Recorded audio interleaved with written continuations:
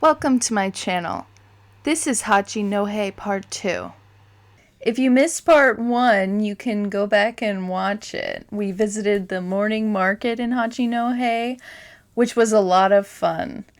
And directly after that, we started exploring the city without a plan in mind, and we sort of happened upon a park randomly, and so we decided to check it out because it looked cool. She's being a little bit too kind there. I totally drove past the park, and that's when we thought it was cool. And then when we tried to turn in, we found that the road was blocked, and I had to make this horrible U-turn that ended up blocking traffic. So the park was cool enough to justify the trouble that it caused us to get there, but I wish we had organized that a little bit more carefully because it actually is a pretty big tourist spot as far as Hachinohe is concerned. Yeah, and that was a total surprise. Yeah, we just so happened to be driving aimlessly just to see what was in Hachinohe, and we come across one of the most popular things here. Yeah. So, this is the parking lot. Pretty cool. I'm sorry. This is the parking lot. It's pretty cool. Yeah, and then we have all the plants around. This was very, very early spring, so it's pretty dead. But this park would be absolutely gorgeous when the cherry blossoms are bloomed. Yeah, we went to Hirosaki about 2 weeks later, and that's when the cherry blossoms were in full bloom.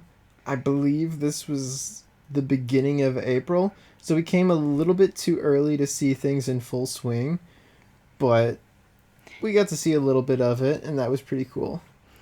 Yeah, and we'll have a cherry blossom video coming out soon. But there's a little sneak peek.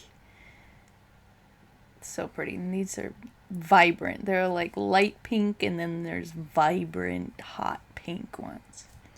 Yeah, it's like an almost unreal color. So pretty. Oh, and I love like the bonsai cut trees.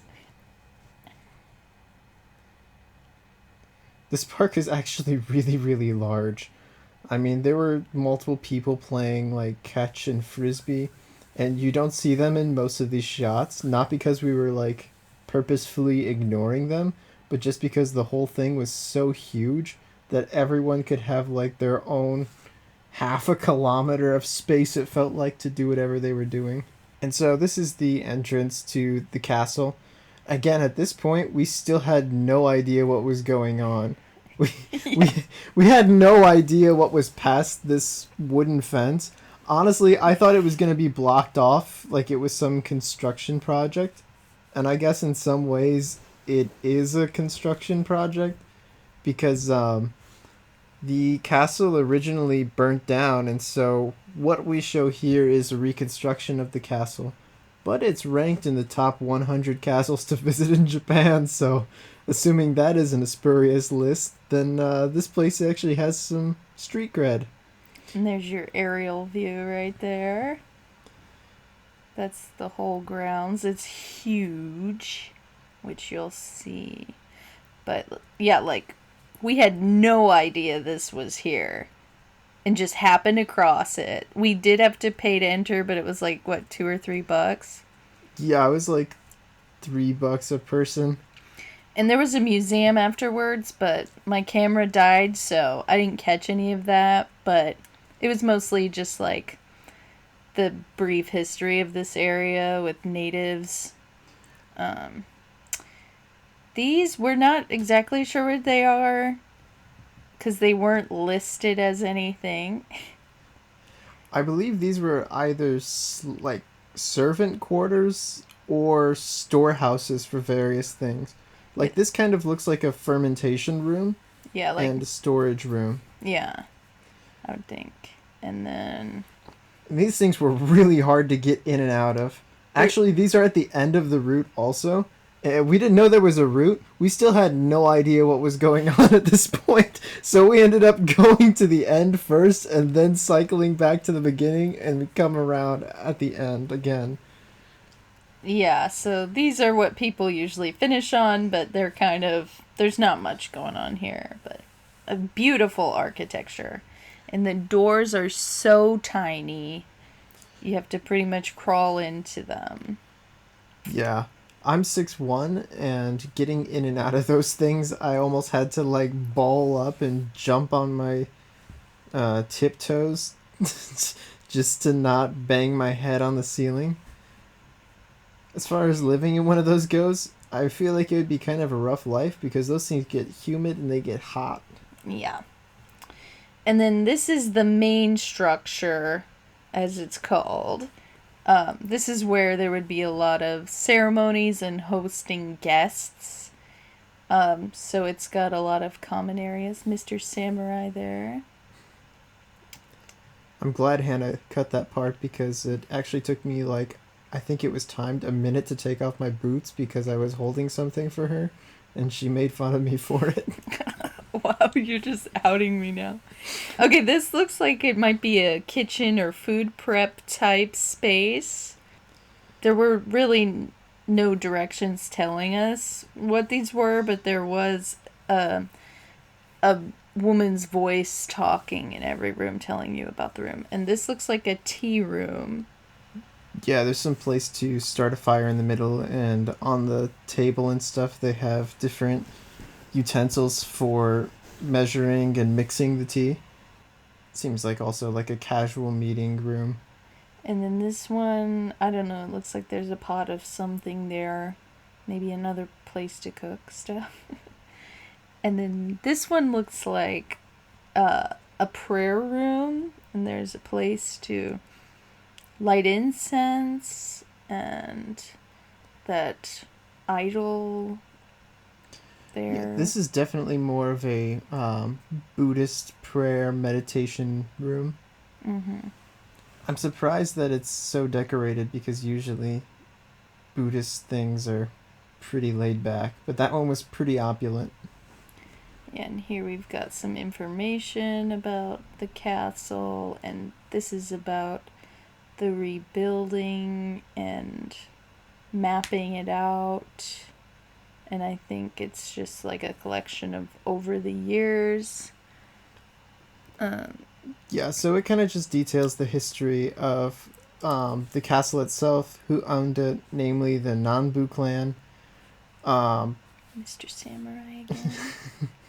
I love that picture. how it came to popularity, the rebuilding, and just some general geography of the city. Because Hachinohe is really, really great geography for fishing. And even though it's technically susceptible to tsunamis, they historically haven't hit them very often. So it's been a pretty peaceful place because they've been fairly prosperous, and the Nanbu clan was pretty powerful at the time, so no one could invade them either. And this here is the main room. This would be like the dining room, the conference room. If you have guests, this is the place you would take them. It's the largest room and it's also the nicest room in the building. And to be clear, this is not where the Lord of the Manor would sleep, not in this building at all. That would be a totally separate building. Unfortunately, they didn't rebuild that building yet. I don't know if they plan to, but they did plot out a space for it. And then this one looks like there are weapons stored in there. So, I no. believe that was the training room Yeah. because I do remember mention of that. Okay. More window views. So pretty. And then this is that other The first room from yeah. the beginning. Yeah. Where You'll it looks see like the other angle of it. it looks like a kitchen, like a medieval Japanese kitchen. And more window views. So freaking pretty. This is a beautiful property. Yeah, and this is just as Hachinohe and Aomori in general was coming out of winter. So the grass is still kind of brownish, unexciting. But it was kind of a cool contrast to see that against the pink sakura. Yeah, and here we have the upper stables. I believe that'd be like where the lords would park their horse. Lords would park their horse. Yeah, that was premium parking. And So then, basically, the lords and all of his guests would get all their horses more or less parked there. but these lower stables are much bigger, so I would think like, Yeah, the lower stables are for all like the castle employees, oh, such okay, as like the employee parking. yeah employee parking, VIP and employee parking. There we go. And then here is a well that they did not feel like redigging, which is kind of sad. That would be cool to see, but they were squares. Yeah, interesting note about Japanese wells. They are typically square. So even the Chinese character for well is in that shape.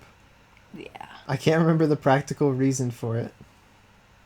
And then this is just us looking at the plots that are mapped out for a couple different buildings that haven't been rebuilt yet, such as the Lord's Manor, like where he would. But this one isn't the Lord. This one I think was supposed to be other stables or like somewhere to put the horses. And then of course I did catch the crow in there.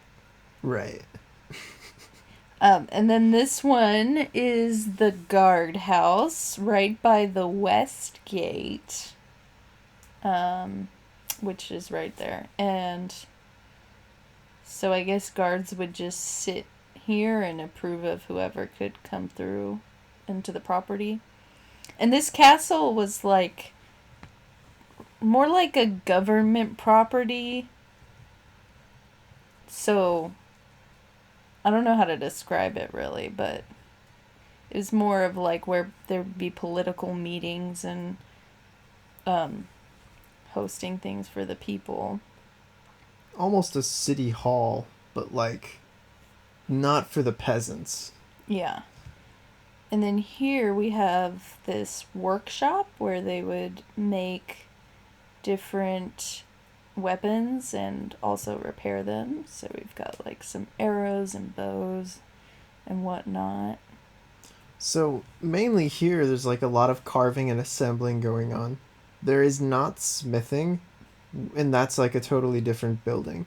So Yeah. there's what were the metals they were working with? Was it iron and copper? It was definitely iron, maybe copper too. But they had one area you'll see where they melt it down, and then there's a forging room that we'll show you in a second.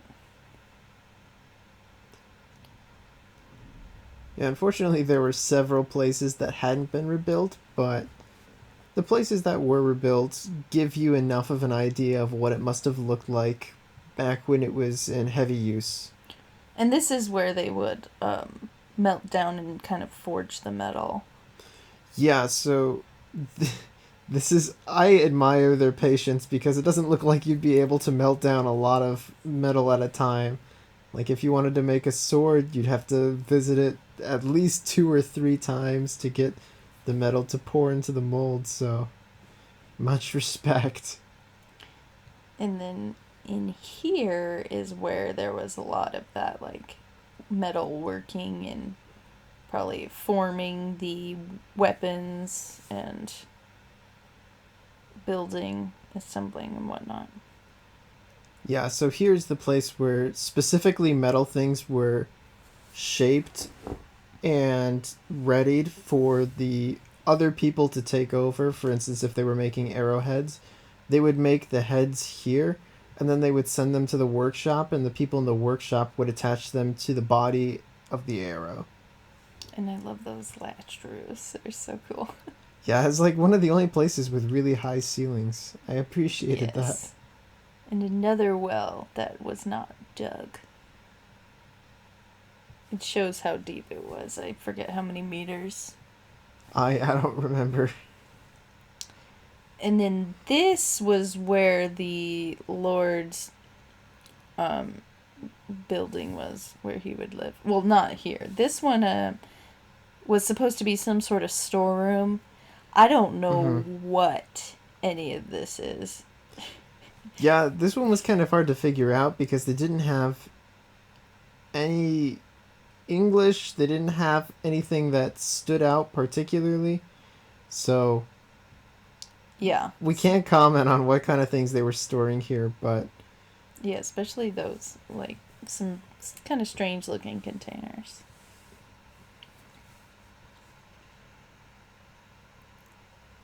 so it's right around this area ish where you'll start to see the markers for where the Lord's manor was, and that was specifically for him to live there, right here. Yeah. And so Freaking all of his huge. yeah, all of his daily activities would take place here and not in the main building. So the main building served more of that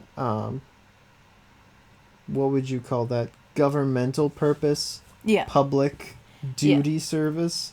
Yeah, that's where people would go who were invited for different purposes, maybe to discuss things or do ceremonies or whatever. And they would train a lot of military on this site as well. And now we're starting to circle back to the beginning. This where was we're- a hut. We didn't go in at the beginning, so Yeah, we visited two of the three. yeah. So this was what looks to be another storeroom Yeah. where they probably fermented things. Yeah.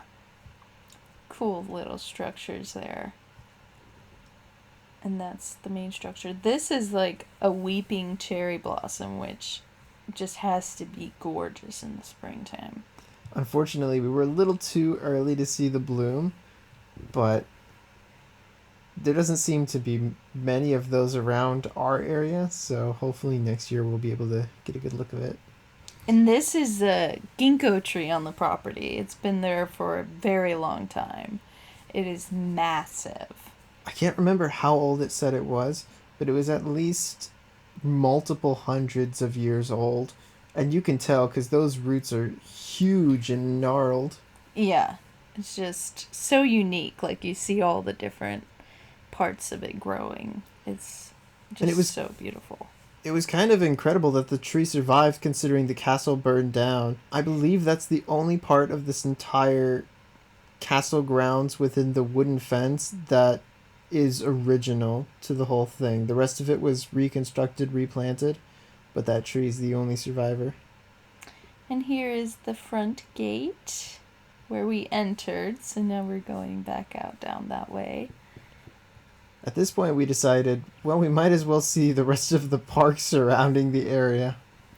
Yeah, so we walked through the back way and we came across a little friend here. Yeah, neither of us knew what this was. It just looks so different and exotic to us. We thought maybe it's rare. It's just a Japanese pheasant. They're pretty common. Yeah, we actually have one that's in our backyard. They make this horrible dinosaur-like noise that you just gotta close the window. And that one It drives me crazy. That one was definitely a male. The females are just brown and not so vibrant colors. Yeah, they're almost like the ducks that are the fun colors. They're always the males, and the ducks that are the females are just brown. Yep. And then we see some more weeping cherry blossoms. And I guess we've reached the end. Yeah, that wraps it up. Thank you for watching. I hope you enjoyed learning a little bit about this history of this area of Japan. Please like and subscribe for more travel videos, and we'll see you in the next one. Bye.